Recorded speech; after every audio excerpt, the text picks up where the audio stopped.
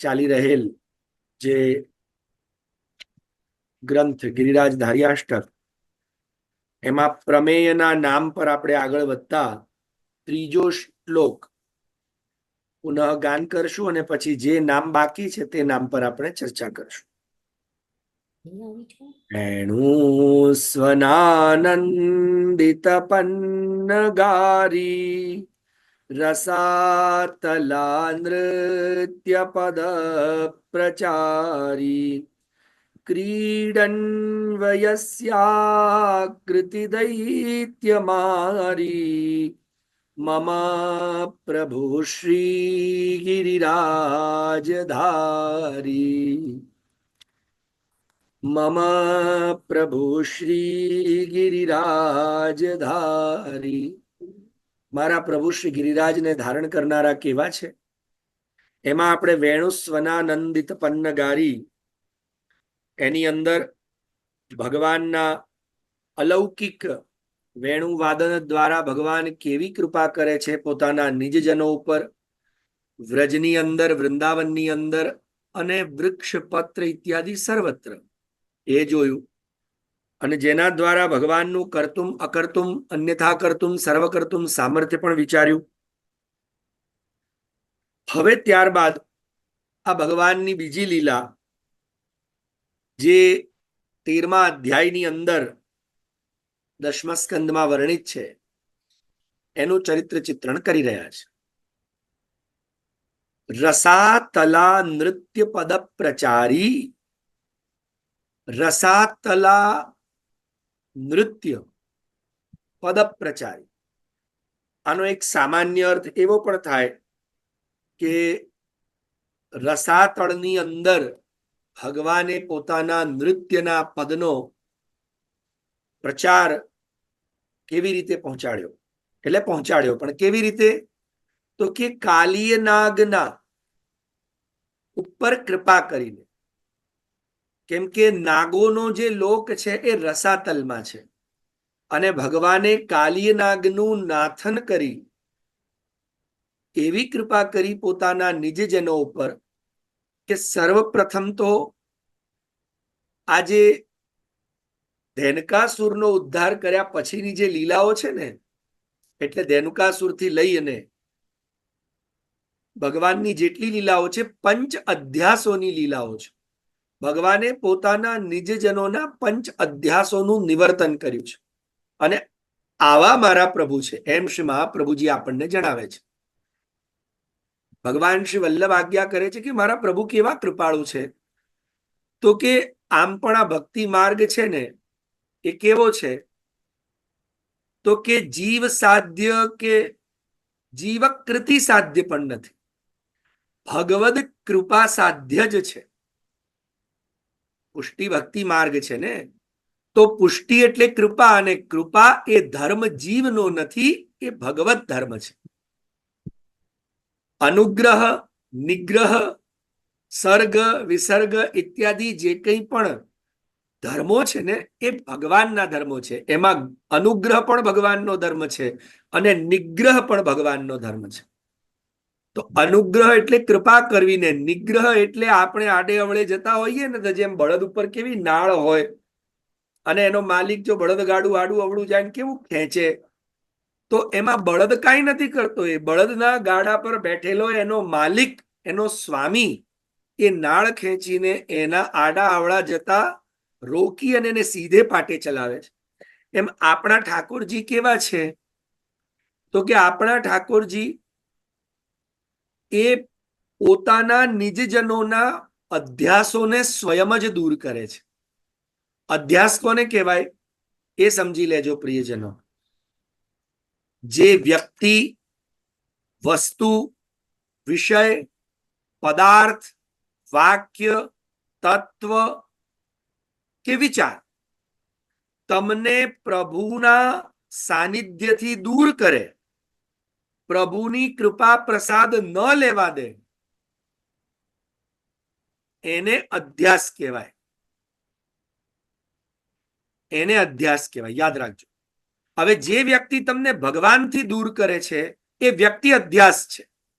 જે વિષય ભગવાનથી દૂર કરે છે વિષય અધ્યાસ છે, જે વિચાર અધ્યાસથી દૂર કરે છે વિચાર અધ્યાસ છે, જે પદાર્થ તમને ભગવાનની સેવા કે ભગવાનના સામીપ્યથી દૂર કરે છે એ પદાર્થ અધ્યાસ છે.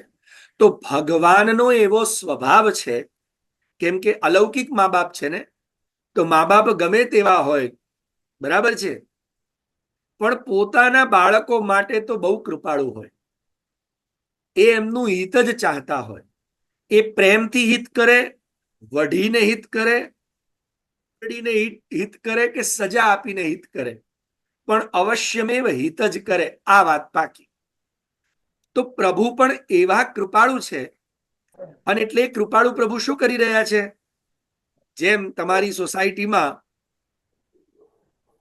બાળકો બધા રમતા હોય અને એકબીજા પર કચરો ફેંકતા હોય, કાદવ ફેંકતા હોય, વરસાદ પડતો હોય તો નાહતા હોય, અને બધાના ઘરો ઉપર કાદવ ને પાણી ઉડાડતા હોય. સાચું કહેજો, તમે તમારા જ છોકરાનો કાન પકડીને ઘરમાં લાવશો કે નહીં? કે ચાલ તું અંદર ચાલ, આપણે નથી નાવાનું, આપણે પલળવાનું નથી. હવે તમારું બાળક એમ કે અરે મમ્મી, અરે પપ્પા, જુઓ તો બધા જ નાય છે, બધા કીચડમાં છે, બધા પડ્યા ચૂલામાં, તું અહીં આવ, મને બધાથી કોઈ સરોકાર નથી. એમ કૃષ્ણનો સ્વભાવ છે. કાં તો પોતાના માનતા જ નથી. મારા ગુરુજી બહુ સરસ કહેતા કે પ્રભુનો શું સ્વભાવ છે ખબર છે? કાં તો પોતાના માને જ નહીં, અને જો માની લીધા ને પછી તમે ભૂલી જાઓ કે તમને આડે અવળે જવા દે. જેમ પૂતના માસી બનીને આવી છે ને, હે, વિષપાન કરાવવા આવી છે. તમે વિચાર કરો, ઝેર પીવડાવવા આવી છે. જિઘાંસયા એટલે મારવાની ઈચ્છા લઈને આવી, પાછી ખાલી ઝેર જ પીવડાવવાની. જિઘાંસયા પાય યદપ્ય સાધ્વી લેભે ગતિમ ધાતૃચિતામ ત્વતોન્યમ. અને એને પણ માં કહીને બોલાવે અને માતૃ ઉત્તમ લોકની ગતિ આપે. આનાથી કૃપાળુ તો ઈશ્વર આ દુનિયામાં કોઈ છે જ નહીં ને, એ કૃષ્ણ છે. તો કેવા છે અમારા કૃષ્ણ? તો કે છે કે કાં તો પોતાના માનતા જ નથી, અને માની લીધા છે તો હવે તમને આડે અવળે નહીં જવા દે. કાં સમજાવીને, કાં પ્રેમથી, નહીં તો કાન મરડીને, નહીં તો જુઓ તમને શ્રીનાથજીના દર્શન તમને થતા હોય, આ મારી પાછળ શ્રીનાથજીનું સ્વરૂપ વિદ્યમાન છે, તમને દર્શન થતા હોય તો શ્રીનાથજી એક છડી નહીં, બે છડી રાખે છે, અને હાથ શ્રીહસ્તની અંદર વેણુજી રાખે છે. તો આ વેણુજી છે ને એ પોતાના નિજજનો ગૌરૂપી જે છે ને એમના માટે રાખે છે. અને જે છડી છે ને એ બે છડી એટલા માટે રાખે, તમે જો તમારા ઘરમાં શ્રીનાથજીનું શૃંગારનું ચિત્ર હોય ને તો તમને આમ નીચે બે છડી દેખાશે અને શ્રીહસ્તમાં એક વેણુજીના દર્શન થશે. તો વેણુજી ગાય માટે, અને જે બે છડી છે ને એ કોના માટે ખબર છે? એક ભેંસ માટે અને એક બકરી માટે. એટલે કોઈ વિચાર કરે કે ભેંસ અને બકરી? તો મને હજી યાદ છે, અવલાવનના બેઠકજીમાં અમે ગુરુજીની સાથે બધા પહોંચ્યા, તો ત્યાં આગાડી શ્રી ઇન્દિરાબેટીજી મહોદયાશ્રીએ એવું પૂછ્યું, હે બાવા, આ ઠાકોરજી ખાલી ગાય ના ચરાવતા હોય? અહીંયા ગાયનો ઉદ્ધાર કર્યો તો પછી આપણે ત્યાં પશુ શબ્દ કેમ આવે છે? ચારયન દૂરગાન પશુન. આપણે તો ગાયને પશુ માનતા નથી. એમણે ત્યાં કહ્યું કે ભાગવતજીના 10મ સ્કંદના પૂર્વાર્ધના 19મા અધ્યાયના બીજા શ્લોકમાં, ઇન્દિરાબા આ શ્લોક છે. કયો શ્લોક? તો 5મા અધ્યાયનો આખું વર્ણન છે 19મા અધ્યાયમાં, એટલે સ્વરૂપ વિસ્મૃતિ અધ્યાસનું. અને એમાં 19મા અધ્યાયનો બીજો શ્લોક બહુ સરસ છે. અજા ગાવો મહિષ્યશ્ચ નિર્વિશન્ત્યો વનાદ્વનમ સ્વૈરમ ચરન્ત્યો વિવિષુ સ્તૃણલોકેન ગહ્વરમ. બહુ સરસ શ્લોક છે. પૂજ્ય ગુરુજી આવું કહ્યું કે જુઓ ઇન્દ્રાબા, આમાં આવું છે. શું કહેવા માંગી રહ્યા છે? તો કે અજા એટલે ગુરુજીએ બંને પ્રકારે અર્થ કર્યો. અજા એટલે જો તમે સામાન્ય સંસ્કૃત જાણતા હો તો તમને ખબર જ હોય, અજા એટલે બકરી, ગાવો એટલે ગાય, અને મહિષી એટલે ભેંસ. આ તો સામાન્ય સંસ્કૃત ભણનારને આવડે. એટલે ગુરુજીએ પહેલા આવો અર્થ કર્યો કે જુઓ ઇન્દિરાબા શું કે છે, અજા ગાવહ અને મહિષી, બકરી ગાય અને ભેંસ ઠાકોરજી ત્રણે ચરાવતા. અને એનું પાછું ઇન્દિરાબા કે ના ના આવો અર્થ ના થાય. એટલે ઇન્દિરાજી જેવું કીધું આવો અર્થ ના થાય. અજા ગાવહ મહિષી ગાવહ. અજા ગાવ એટલે નાની નાની ગાય, બકરીની સાઈઝની, અને મહિષી ગાય એટલે પઠ્ઠા જેવી દૂધથી ભરેલી મોટી મોટી હાઈટ વાળી. એવું ના થાય બાબા. ગુરુજી કે એવો પણ અર્થ થાય, પણ તો પછી આપણા વાર્તા સાહિત્યની અંદરનું આ ટોંડના ઘનાના પ્રસંગને કેવી રીતે તમે નક્કી કરશો? તો કે જુઓ એમાં આવે છે કે કુંભનદાસજીના ચરિત્રમાં કે શ્રી ઠાકોરજીએ કહ્યું ગોવર્ધન ધરણે કે અરે મને હવે અહીંયા આ મોગલોનો આક્રમણ આતંક થઈ રહ્યું છે, એટલે તમે મને અહીંયાથી ક્યાંય બીજે લઈ જાઓ. અને હવે બીજે લઈ કેવી રીતે જવા, રથ ક્યાં છે અત્યારે? એટલે તરત જ એક ભેંસા ઉપર શ્રીનાથજીને બિરાજમાન કર્યા અને ભેંસા ઉપર બિરાજમાન કરીને લઈ ગયા. અને ક્યાં લઈ ગયા? તો કે ચતુરા નાગા જ્યાં હતા ત્યાં ટોંડના ઘનામાં. અને ત્યાં કંટોળાનું શાક અને શીરો એ રોગાવ્યા. કેમ કે એમનો ભાવ હતો. અત્યારે મારે વાર્તા સાહિત્યનું અહીંયા કથન નથી કરવાનું. તો ભગવાન ક્યારે કયા ભક્તનો કયો મનોરથ પૂરો કરવા માટે કેવી લીલા કરે. અને તે વખતે ત્યાં ભાવ પ્રકાશમાં શ્રી હરિરાયજી બતાવે છે કે ભેંસો ત્યાં ગયો ને પ્રભુને પધરાવીને લાવતાની સાથે એને પ્રાણ છોડી દીધા. ત્યારે બધાએ કીધું કે કેવો ભાગ્યશાળી. ભલે કુંભનદાસજીએ કીધું કે કાંટા લાગે, ગોખરું લાગે, હે તમારે તો ભેંસના પાડા પર બેસવાનું છે, અમારા તો ટાંટિયામાં તો બધું કેટલું વાગે છે, અમારા તો ફટો જાત ય તનો, અમારે તો આખી ચામડી છોલાઈ ગઈ આ કાંટા વાગી વાગીને, અને તમને અત્યારે મોજ આવે છે શીરો ખાવાની. લે, આ ભક્તોનો ને ભગવાનનો પ્રેમ છે. પણ તેવે વખતે ઠાકોરજી જે ભેંસના પાડા ઉપર પધાર્યા એનું વર્ણન છે કે આ ભેંસનો પાડો શ્રી નંદરાયજીના ત્યાં ભેંસો હતો અને એની ઈચ્છા હતી ઠાકોરજી મારી ઉપર સવારી કરે, અને તેની એ ઈચ્છા ઠાકોરજીએ આ કલ્પમાં પૂરી કરી. તો એનો મતલબ શ્રી નંદરાયજીના ત્યાં ભેંસ હતી તો ચરાવતું કોણ હશે? જો નંદ બાબા ચરાવે તો જે દિવસે ઠાકોરજી ચરાવે તો ઠાકોરજી એમ કે ના ના ભેંસોને રાખો ઘરે, હું ભેંસો નહીં ચરાવું, એવું ના થોડી પાડે. એમ ઠાકોરજી ગાય પણ ચરાવતા, બકરી ચરાવતા ને ભેંસે ચરાવતા. તો સમજો કે ભગવાન એટલે બે છડી રાખે છે. કેમ? તો કે એક બકરી અને એક ભેંસ. તો હવે તમે કહેશો અત્યારે ક્યાં છે બકરી? અમે તો ઠાકોરજીની સામું ખાલી ગાયો જ મુખ પધરાવીએ છીએ ખીલોનામાં. પણ જુઓ આપણા ત્યાં દિવાળીમાં વાઘ બકરીની રમત આવે છે. આવે છે કે નહીં? ઠાકોરજીની સન્મુખ વાઘ અને બકરીઓ મૂકવામાં આવે છે ને વાઘ બકરીની રમત ઠાકોરજી રમે છે. તો એવે સમયે બકરી એટલે શું? તો કે જેની ડિમાન્ડિંગ નેચર છે. બકરી એટલે ડિમાન્ડ, 24 કલાક શું કર્યા કરે? મે મે મે. આમ જે અહંકારથી ભરેલો સ્વાર્થી વૃત્તિથી ડિમાન્ડિંગ નેચર સાથે સેવા કરે છે, આવા બકરી જેવા જીવોને સીધા કરવા માટે ઠાકોરજી છડી રાખે છે. એટલે તમે બહુ મેં 56 ભોગ કર્યો, મેં પલના કર્યા, મેં આ કર્યું. ઠાકોરજી એવો દંડો મારશે ને બધો મેં નીકળી જશે, પછી 56 ભોગ છોડો, રાજભોગ કરવા નહીં, ત્રેવડ નહીં રહ્યો. એટલે મેં નહીં કરતા. આ કૃષ્ણનો સ્વભાવ છે.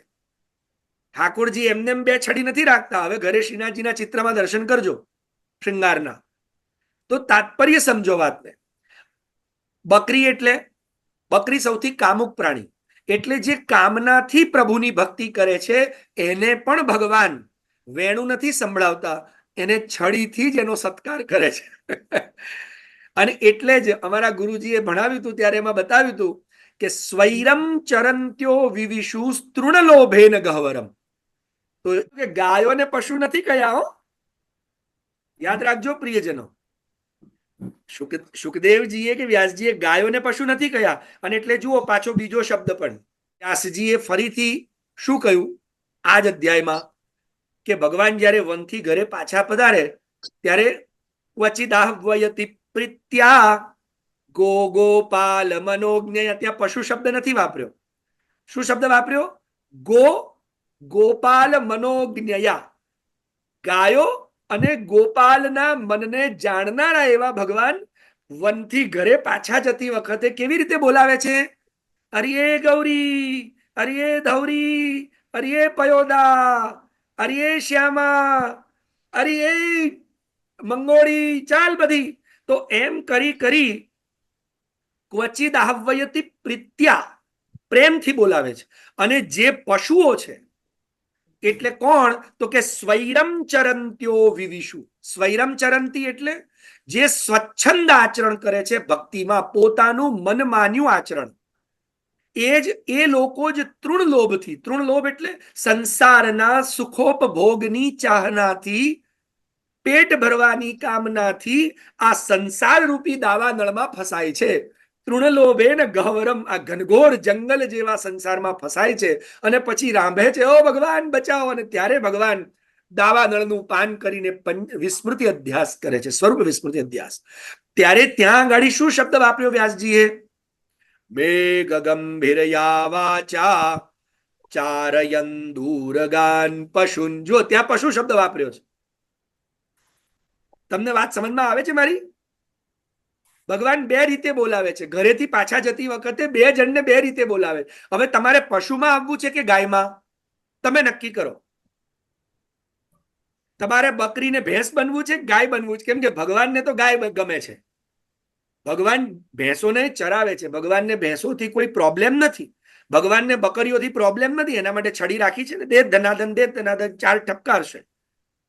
પણ તમારે લાકડીઓ ખાવી છે, તમારે બકરીને ભેંસની ગણતરીમાં આપવું છે કે ગાય ભગવાનની પ્રિય, આગે ગાય પાછે ગાય, ઈત ગાય ઉત ગાય, ગોવિંદ કો ગાય નમે બસ હોઈ ભાવે. તો એવી ગોવિંદની ગમતી ગાયોમાં આપવું છે. તો જોજો, ભગવાન જયારે વનમાંથી પાછા પધારે ત્યારે શું કરે? ક્વચિદ આહ્વયતિ પ્રીત્યા ગો ગોપાલ મનોજ્ઞયા.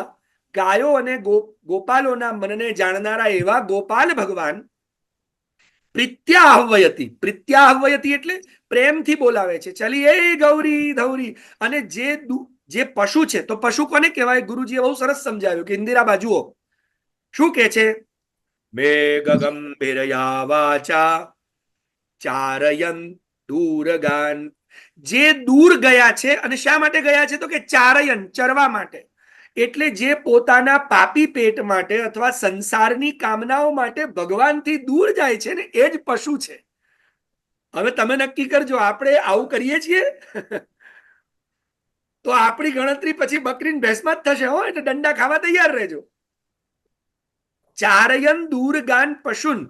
તો જે દૂર જતા રહે છે ને ભગવાનથી ચરવા માટે, સ્વાર્થ માટે, કામનાઓની પૂર્તિ માટે, એને પશુ કયા. અને એવા પશુઓને ભગવાન પ્રીત્યા ન આહ્વયતિ, પ્રેમથી નથી બોલાવતા, પરંતુ કેવી રીતે બોલાવે છે? મેઘ ગંભીરયા વાચા, એમ ગુસ્સાથી. તો હવે તમારે ભગવાનના ગુસ્સાને સહન કરવો છે કે પ્રેમને? તો એના માટે ગાય બનવું પડશે. કે ભગવાન કેવી લીલા કરે છે. મેઘ ગંભીરયા વાચા. અને એટલે વેણુનાદ ભગવાન ગાયો માટે કરે છે અને છડી એ ભેંસોને બકરીઓ માટે છે. તો રસાતલા નૃત્ય પદ પ્રચારી. તો ભગવાન જે પોતાના જીવો છે ને એના ઉપર જ કૃપા કરવા માટે વેણુનાદ કરે છે, એ જોયું. અને હવે રસાતલા નૃત્યનું જે વિશેષ સુબોધનજી ઇત્યાદિ ને ભાગવતજીના દશમ સ્કંદના શ્લોકોથી જે સમજવાનું છે, આપણે આવતા શનિવારે સમજશું. શ્રી વલ્લભાધીશ કી જય, શ્રી ગોપીનાથજી પરમ દયાલ કી જય, શ્રી ગુસાઈજી પરમ દયાલ કી જય, સદગુરુદેવ કી જય.